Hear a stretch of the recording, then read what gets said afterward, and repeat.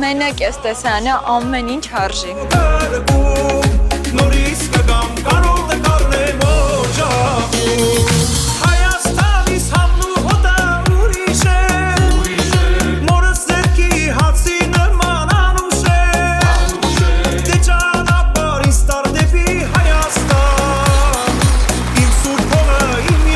Ոչ բոլոր օրերը կարող ես հավաքվել մտերիմներիդ հետ և վայելել Ամբերդ գետի խժոցը սեղանի շուրջ։